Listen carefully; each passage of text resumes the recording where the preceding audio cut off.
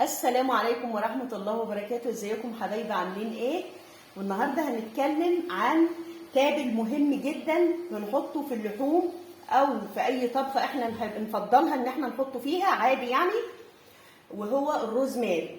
الروزماري بيحتوي على مواد مضادة للأكسدة، وكمان مواد مضادة للميكروبات، وكمان مواد مضادة للالتهابات، بناء على انه بيحتوي على مركبات مضادة للأكسدة.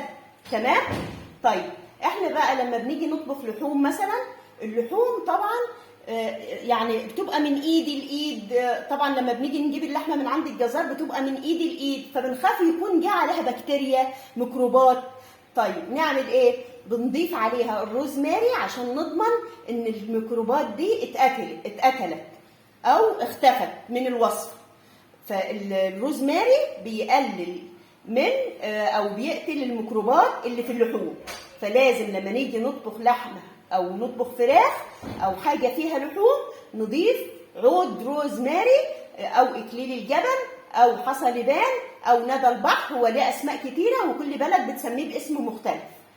بس كده، دي كانت اضافه مني. يا رب اكون فدتكم. ما تنسوش تدعموا لي القناه وتعملوا لايك وشير وسبسكرايب. والسلام عليكم ورحمه الله وبركاته.